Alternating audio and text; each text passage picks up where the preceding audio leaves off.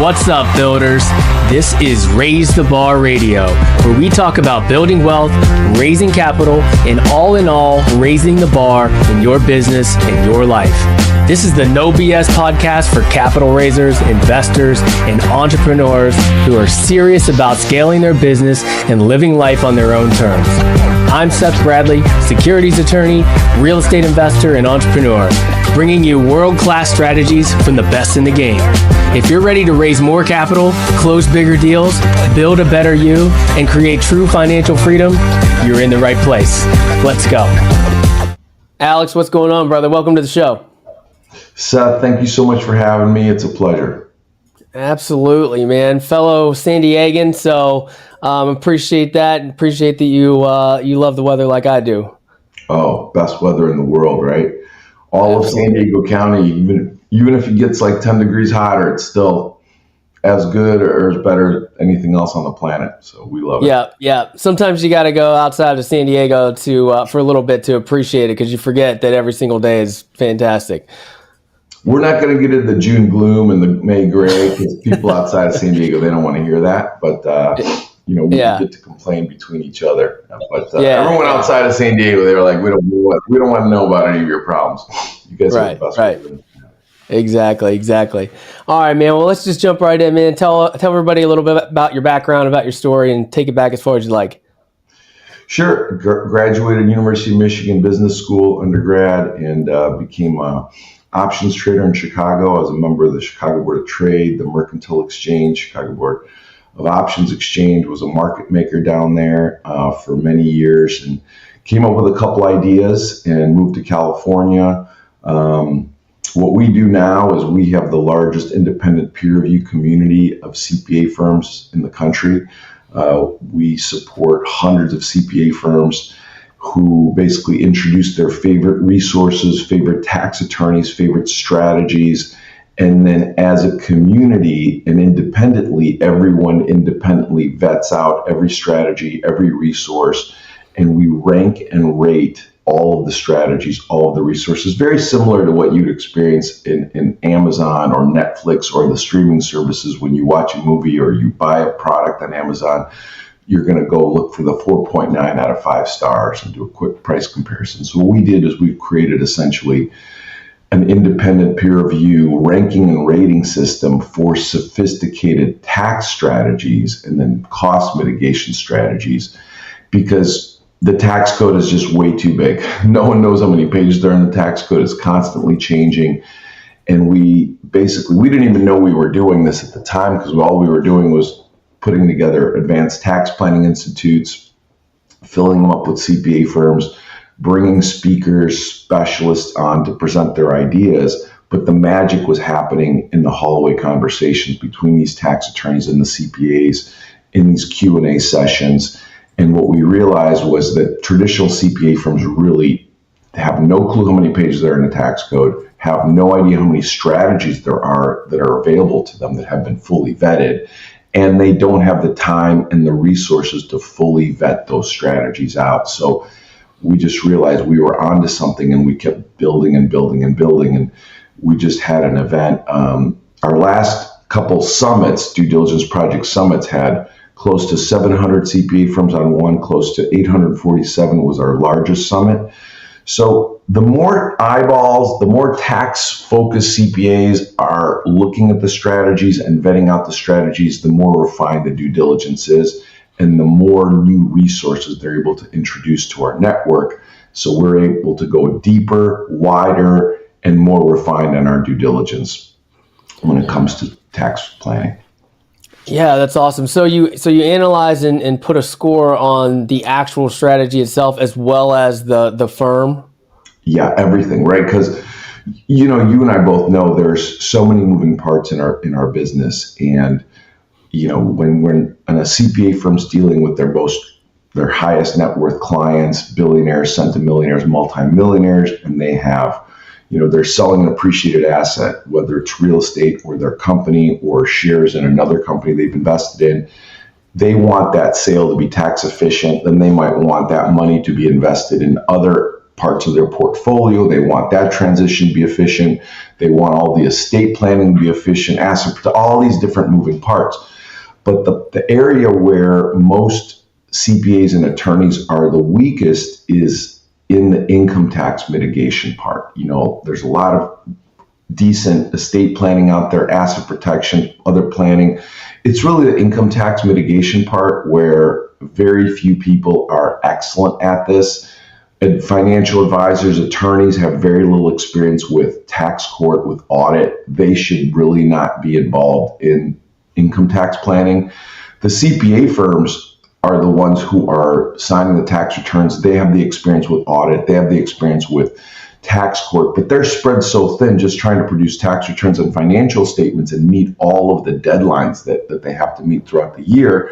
There's actually very little time for them to do proactive tax planning and to complete due diligence and even start the due diligence on a tax strategy. Where do we start? Who do we call? How do we find out if the client's going to go to jail, if there's issues with this? They really need to get their confidence level up at a very high level before they call their client and say, hey, we really need to look at this strategy and do this. So that's where we really live, is we really there to support the tax-focused CPA or the family office that's supporting that ultra-high net worth family that's led by a tax-focused advisor, hopefully a CPA with at least 10,000, 50,000 hours of experience in audit and tax court, where they could look at the notes, join the Due Diligence Project community, look at the notes, look at the strategies, meet the specialists, communicate with other CPAs in our network to really understand the risk reward of the strategy as how it compares to other possible strategies or combination of strategies to bring to their client. Yeah. I mean, I love the overall idea of kind of this Amazon marketplace for CPAs and tax firms and tax strategies. It's like, I know when I'm looking for a new accountant or a new CPA with a different group, with a different real estate group or something, I might have done some good business with one CPA and then some that I did not, and I don't have a consistent person to go to at this point. And it also depends on what we're talking about, right? The speciality of it. If we're talking W-2 tax mitigation, or we're talking about, real estate investment, or we're talking about some sort of high cash flow entrepreneurial venture, it really depends. One CPA can't necessarily do all that. Maybe a large CPA firm that has all that stuff in house for sure. But when we're talking about, your one CPA that that's been filing your tax return for the last 20 years, they're not very specialized in these sorts of things. Well, here's what's interesting, Seth. You made some interesting points here. Here's what's interesting. Traditionally, people say, okay, I need a CPA. My current CPA firm's not doing the job. That's kind of par for the course. They don't know what's wrong. They know something's wrong because they know that a lot of billionaires aren't paying any taxes. They're paying this 30, 40% of their income in taxes. They feel something's wrong. So look, I need a new CPA firm. So what do? Hey, can you find me a great CPA firm that's local to me? Why is that important? Why do you need someone that's local to you? Right away, the business owner's already messing up. That is not the most important thing. Okay, then they'll want someone, okay, forget distance. I'm okay with just meeting them virtually. They need to be a specialist in real estate. That's fine. Okay, you've got a real estate portfolio. They're specially in real estate, but really that's a good question, but it's not the best question. It's not going to get you to the promised land. How fluent is that CPA firm in tax strategies? Are they plugged into a network like ours where they have, hundreds and hundreds of independent CPA firms, former partners of KPMG, Deloitte, PwC, Ernst & Young, all proactively vetting strategies and introducing? Unless you're part of a due diligence network like ours, you might be part of a very, very large CPA firm that also is part of other groups, other associations, and none of them know 3, 4, 5 different strategies that would be perfect for mitigating taxes in a specific situation.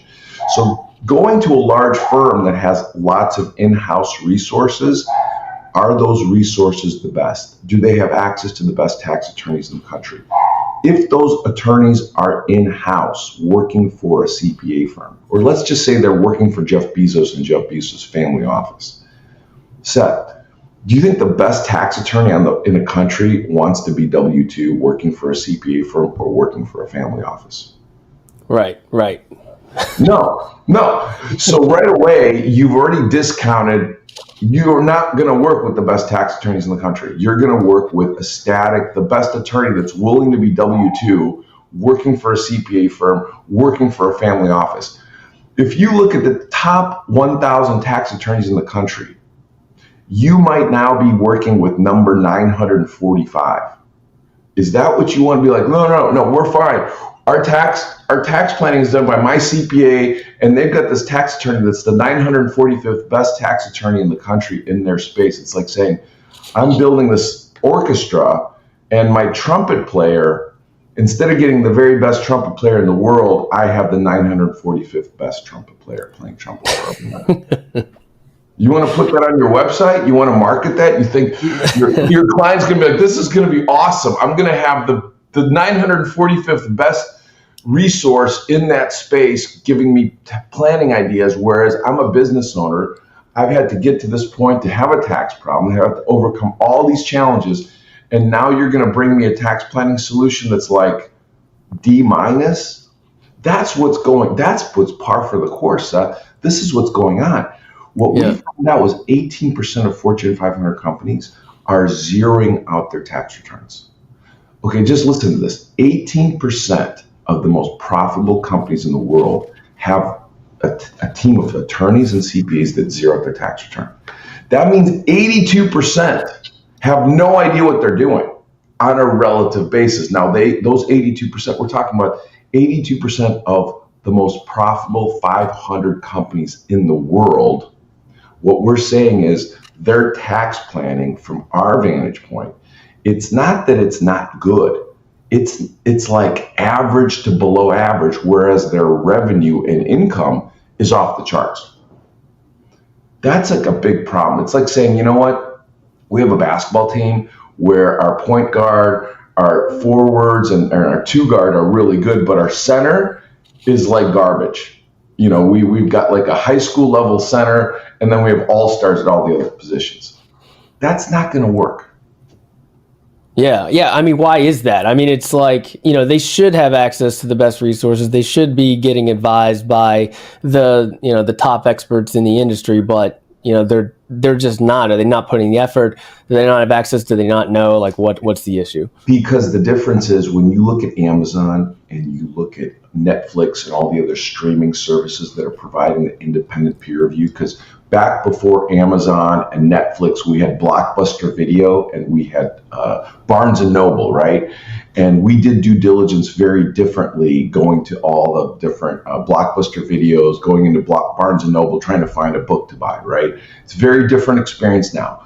We live in this very different world now with independent peer review and all these things. However, the financial services world was created by who? It was created by people like Bernie Madoff. It was created by Wall Street, right? So everything in the financial services world is really created by Wall Street, people like Bernie Madoff. And so Goldman Sachs doesn't want you to know what Morgan Stanley is doing. Morgan Stanley doesn't want you to know what JP Morgan is doing. And so really the financial services realm is kind of built in silos. No, come into the Goldman Sachs silo, come into Ernst & Young. You don't need to worry about what our competitors are doing, what these other CPA firms are doing. We're Ernst & Young, we're Goldman Sachs, we're JP Morgan. You can have the products and services that we have in our back room. So essentially, when you look at JP Morgan, Ernst & Young, Price Waterhouse, all these huge shops, they're just stores with back rooms, and it's like shopping at a store. It's like going to Toys R Us. What do we have at Toys R Us? Well, what do we have in our back room? Whereas when you walk into Amazon, what do you have? When you walk into Netflix, you have the full scale universe, open source. So what we've done is we've basically taken the financial services industry and we've created this open source peer-reviewed model. And we started with sophisticated tax planning because that's where most people are really, really bad at it. And then we've added cost mitigation and other resources. We're not trying to compete with asset management and money managers and all those other, certainly we vet those people out, but there's millions of people that manage money and our financial advisors, and certainly we do our vetting and due diligence on those people. Where we really differentiate ourselves is the income tax planning resources and solutions, because what we found is the top, biggest, most profitable, most famous CPA firms and law firms, that's their blind spot.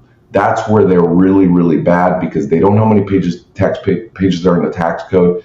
They don't have the time and the resources, and they don't know who to call to actually start and complete a successful due diligence process for a sophisticated tax structure.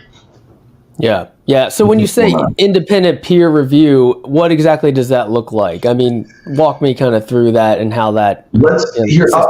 I'll show you. Like, this is what you and any, let's say, if you're a real estate investor, right, and you're about to sell, let's just say, a $10 million asset that has $9 million of gain in it. You're going to do the same thing that we've done. If you're smart, what are you going to do? You're going to go out there and be like, what are all the tax strategies that are possible to help me mitigate this huge tax liquidity event, right? Then you're going to get a bunch of ideas, and then what are you going to do? You're going to show those ideas to your most trusted financial people, who are probably your CPA, your lawyer, your advisors, all these other people that you think are financial gurus, and really most of them are not even qualified to comment on the tax structure, except your tax-focused CPA who has at least 10,000 hours of experience in audit and tax court. So really, you should only bring this to your CPA. But now you brought it to your attorneys and your advisors, so they're all going to comment on it because they're financial experts, even though they have almost zero experience in audit and tax court. So what do these people do with this idea? Some of them be like, oh, I don't know, just pay your tax. So you're going to get all sorts of answers. Now you're the business owner. You have no idea how to quantify these answers. So you're really the tax expert trying to manage all this information and trying to be like, what do I do? And what are you going to do? You're going to basically go with what your CPA kind of tells you that they're comfortable with.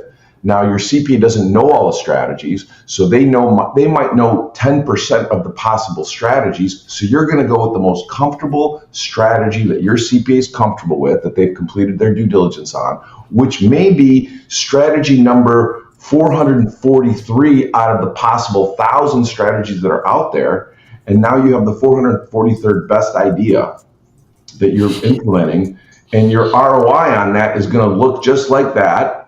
Meanwhile, it's taken you all this effort to create $10 million of asset, and it's going to take you just like this to completely give away the tax on that, because your CPA is not plugged into an independent peer review environment where they can work with other CPAs who have experience, with other resources, be able to ask your questions, get your questions answered, maybe ask another round of questions.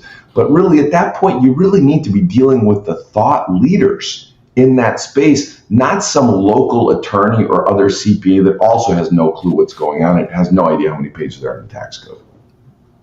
Got it. So when somebody comes to, they have that issue, right? And they're trying to find the right CPA that can help them with that specific situation and find that number one best tax strategy. What do they do? Do they come to your website to try to find someone in the network, because anybody in your network can tap into everybody else in your network and find that optimum strategy? There's really two ways of doing it. They either find a CPA in our network, which is one of the easiest things to do, or they have their trusted CPA plug into our network and complete their due diligence. That's probably the best way, because this gives them another warm and fuzzy, hey, I've had this relationship with my CPA for 20, 30 years. I really like them. I understand the challenges that they're under. Just because they haven't plugged into the network doesn't mean they're a bad CPA or a bad person. It's like having I just bought a gold-plated cell phone. It's the greatest cell phone iPhone's ever produced. But if I don't plug in into Verizon, if I plug in into Bob's telephone network that only works in 4 locations in America, I'm going to have this $5,000 cell phone that's basically just a brick that I could just use as a paper holder.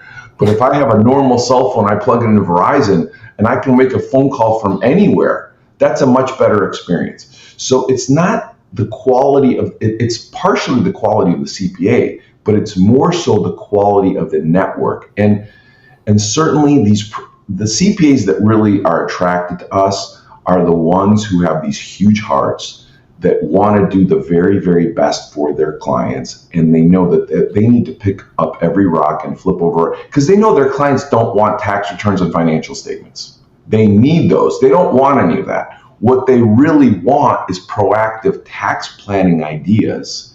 And what the CPAs don't have time for is that. So they have to create time. And we show CPAs how to create that time. We eliminate 95% of the time it takes them to complete the due diligence, because we just show them the notes.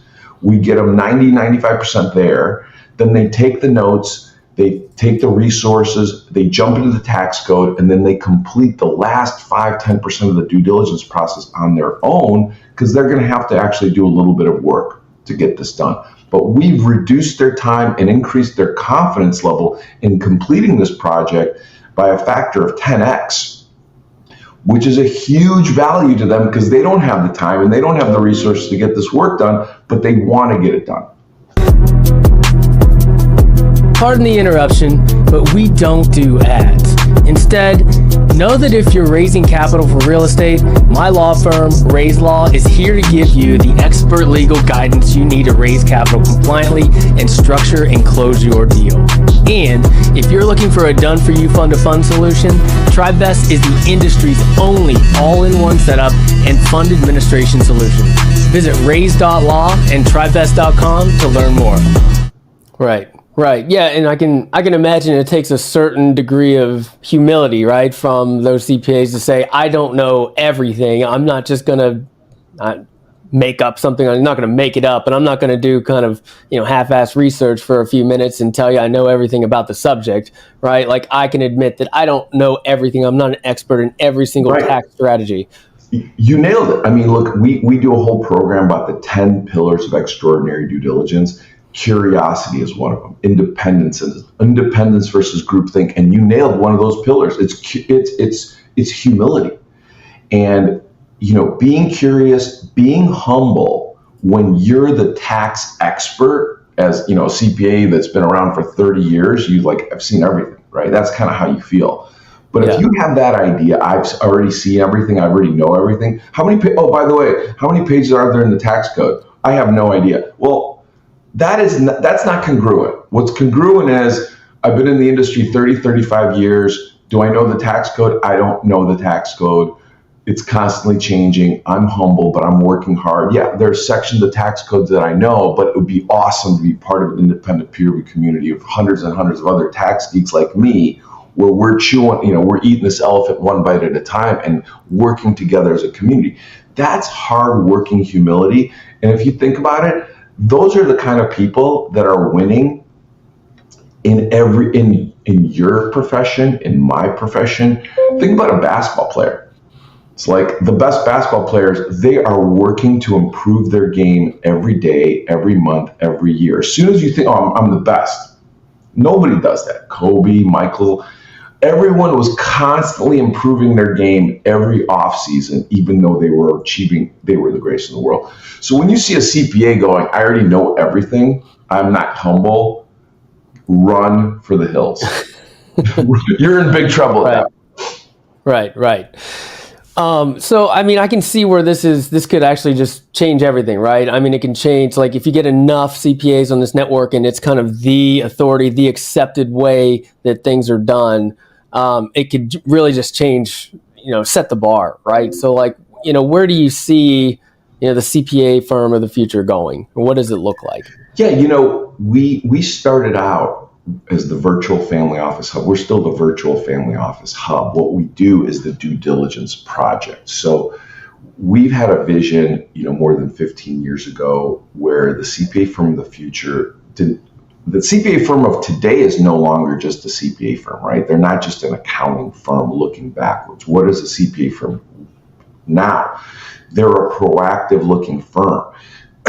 So they're really providing advisory services. They're bringing ideas to the table. That is not what accountants traditionally do. So right away, the CPA firm of the future in our world is a virtual family office led not by a money manager or an attorney or a financial advisor. It's led by a tax advisor who's really has a tremendous amount of experience with audits, with tax court, with income tax planning, that's plugged into this community. So really, let's build Wall Street underneath an elite tax advisor, and let's give them vetted, best-in-class, peer-reviewed resources for estate planning, money management, all the different resources underneath them. And let's make sure all these resources are trained to be part of a team that's led by the captain, which is the head of their family office. But in this case, it's a virtual family office because, in our opinion, like we said, the best people in the world don't necessarily want to be W-2 static, living next to the family office or living next to the CPA firm that they support. These resources could be anywhere and everywhere, and it's like Lego pieces. Let's build out a custom build virtual family office with your favorite advisors, with your favorite CPA, plug them in the Due Diligence Project, and then maybe replace some of the resources with best-in-class peer-reviewed. Hey, I'm going to keep my estate planning attorney, I'm going to keep my CPA, but then let's build out the rest of my virtual family office with resources, specialists, specialized attorneys that my two estate planning attorney and my CPA need to help me do what I need to do and get from point A to point B.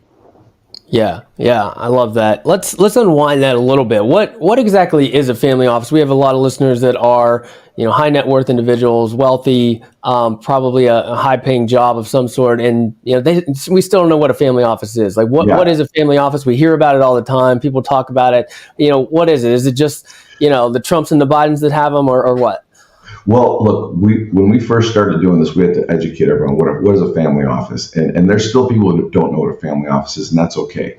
So traditionally, what a family office is when a family or a business owner sells their business, and now they have a big pile of money instead of running their business where they don't need CFOs and C-level executives and marketing people. Now they have a big pile of money.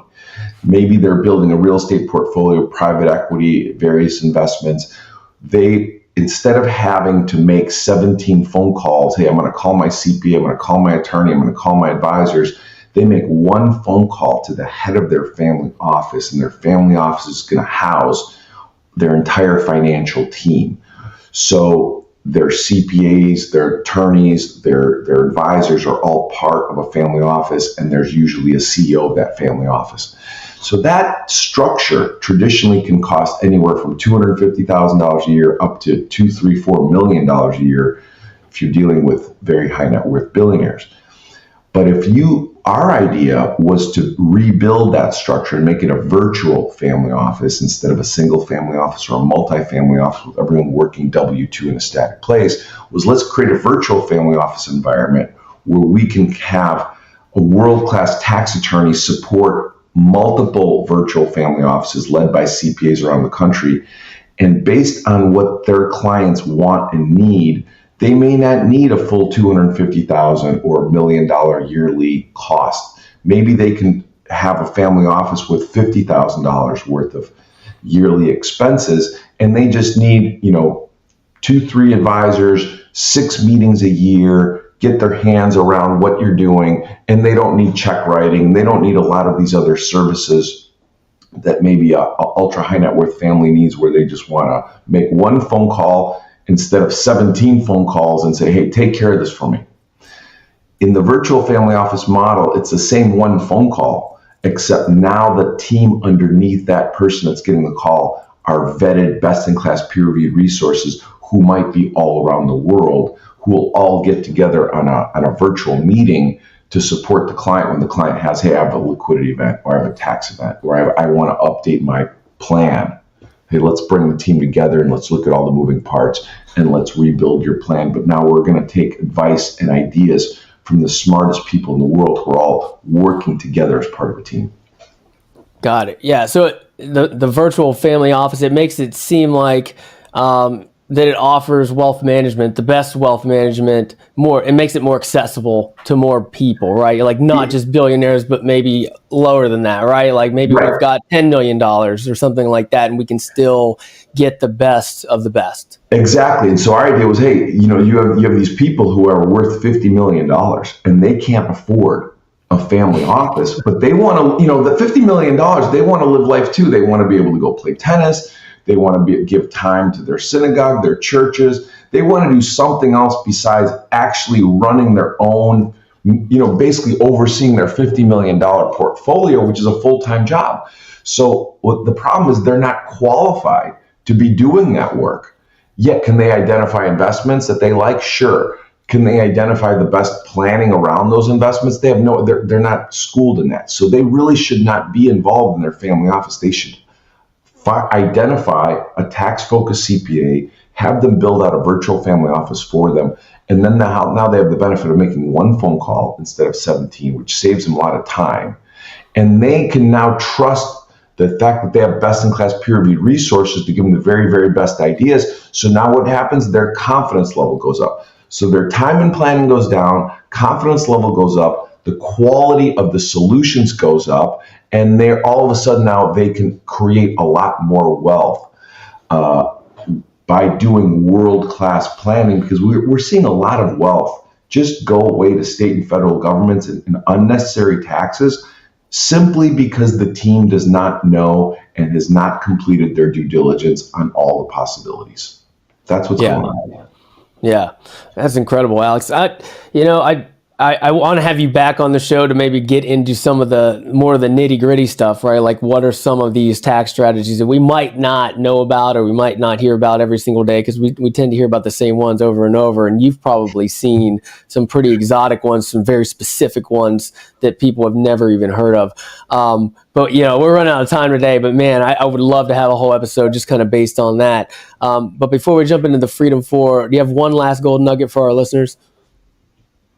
Yeah, just work hard, write your goals down, read your goals, and update your goals. There's a magic formula of being able to just writing down your goals, looking at your goals, and just updating your goals. Be grateful. I know you probably get a lot of people just with gratitude and hard work and all that stuff, but writing down your goals is something that very few people do. And of the people that write their goals down, a very high percentage of those people actually achieve those goals. So simple way of getting successful. And I do it. And I recommend doing that little idea to every one of my friends and family. So. Yeah, absolutely. And, I think people, sometimes they get caught up in, the mental stuff. They don't want to jump into that. But goal setting is more of a tangible thing. And all those things you hear about, like whether that's a vision board or affirmations or visualizations or setting goals, like it's all kind of the same, right? It's just kind even of if it's like, hey, idea. I want to update my tax planning. I want to have a better tax planning team. Write that down. And every day you look down at all your goals and make them balanced. Some of it is, hey, give back to the community, have strong relationships with my family members, or have no relationships with certain family. I don't know, what the goals are. But balanced goals where you're constantly reviewing those goals and then you're updating those goals. And every day you do something to take a step towards achieving those goals. Just those are little things. It's not a huge deal, but when you do that over time, there's a compound effect to it that is incredible that people just can't appreciate. It's been said, we don't know, we think we can do a lot more than we do in a year, but we don't realize how much we can do in a 5 or 10 year period. It's incredible how much we can do in a 5 or 10 year period if we're just consistent every day for that period of time. Absolutely. You get some momentum going over time. All right, let's jump into the Freedom 4. What's the best thing you do to keep your mind and body healthy? Well, I do strength training 6 days a week, and I actually prefer using rubber band training. This X3 bar program that's out there. There's a bunch of different competitors now, but it's like a 20-30 minute training. Nice. With all your success, what is one limiting belief that you've crushed along the way, and how did you get past it? It's a great question. I think everyone experiences fear of failure in different areas. And I think you have to attack your fear of failure. Whatever you're scared of, whatever's on your radar that's popping up as a fear, you have to literally identify it and attack it and just prove to yourself that you're really not scared of it. Love that. What's one actionable step our listeners can do right now to start creating more freedom? They can take action. Take action. Action is the key. The real problem is people just sit around. They get in front of themselves. They're too much thinking, too much analysis. What I've seen is people who have achieved incredible, let's just say, business success. Those people weren't smart enough to know that how hard that business was actually going to be to build.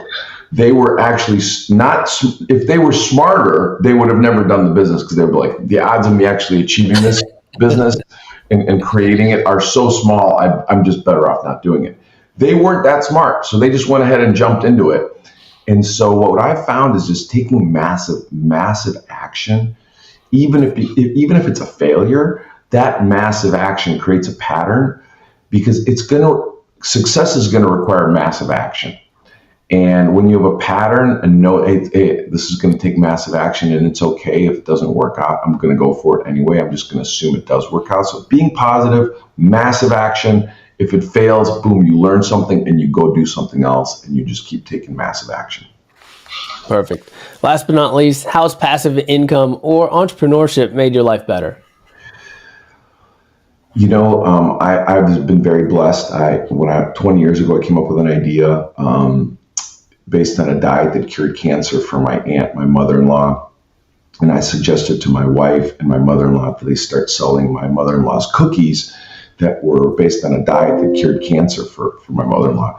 And so now today we have a company called Go Macro Bars that my wife and my mother-in-law built based on an entrepreneurial idea that I had over 20 years ago. And as soon as we had a little bit of success in the beginning, I knew this was bigger and better than we had even thought of.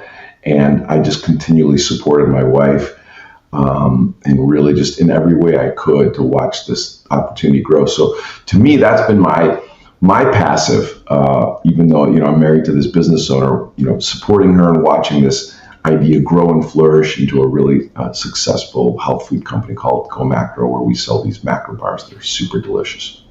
Yeah, that's awesome. Yeah, it's passive for you, maybe not quite as passive for her. I have the same issue with the gyms. They make really good money, and it's passive for me, but my wife is running those things, so not quite. Exactly. Well, she's had to be there for you to support you. So yeah, so for her it's passive, and it's a great story for her, and it's a great successful story for you as well. I know how hard it is to build a successful business.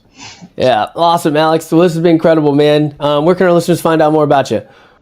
DueDiligenceProject.com, DueDiligenceProject.com, or info@DueDiligenceProject.com. You can introduce your CPA to us, or you can reach out to us if you hate your CPA and want us to recommend a great CPA for you that's already plugged into our network. Easy enough, man. Easy enough. All right, brother. Thanks for coming on the show. Seth, it's been my pleasure. Thanks so much for having me. Absolutely.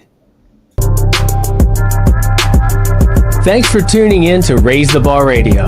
If you enjoyed today's episode, make sure to subscribe, leave a review, and share it with someone who needs to hear it. Keep pushing, keep building, and keep raising the bar. Until next time, enjoy the journey.